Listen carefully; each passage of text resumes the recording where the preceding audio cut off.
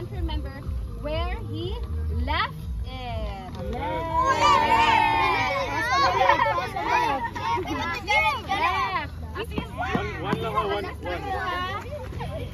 This is no, okay na? This is no ordinary sack.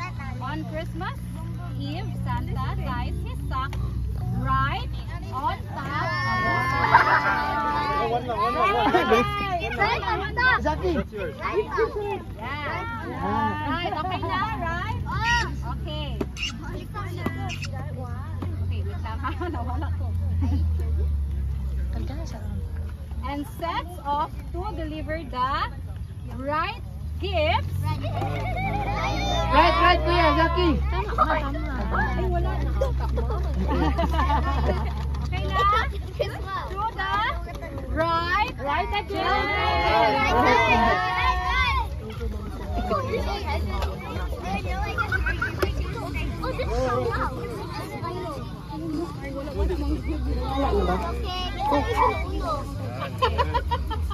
Okay. Okay na. Every time he gets to a new house, he goes there to a new house, the gifts for the children in the house magically appear in the sack right in time.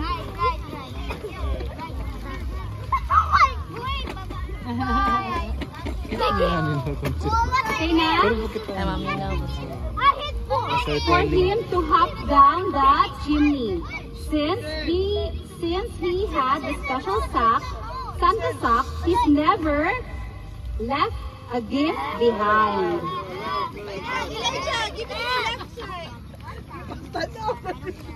Santa calls the elf Snowflake his Santa's right-hand man. Zaki, right.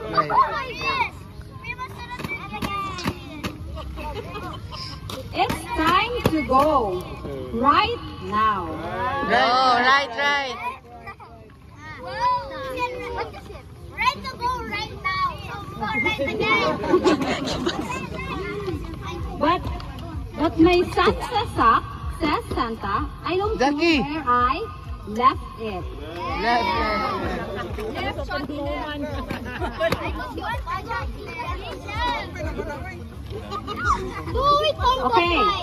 Okay na? Where did you last seen it? Asked Snowflake. Right here by the sleigh, says Santa. Right. Wait lang. Well, it's not right here anymore, says Snowflake. Right, Zaki. Okay na? Zaki, listen. Not yet. Or not yet, No. You must have left it somewhere else, and you better find it right now. But that's the problem. I have no idea where I could have left it. Said Santa sadly. Nangaluyan.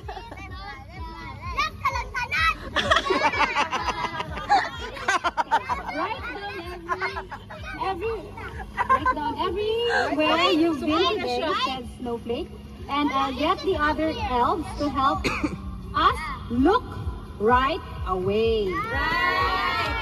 Santa made his list, and Snowflake called the other elves over to help.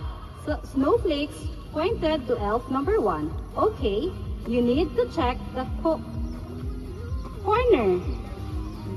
Right, said elf number 1. What's the fastest way to get there? Go straight through these doors, then take us left at the Candy Cane Castle. Left, uy! Then right at the Gingerbread Man. Then another right Right. at the Cookie Kitchen. Start looking right now. Right. Right, you are. Right. Stop elf number 1. And he left to look.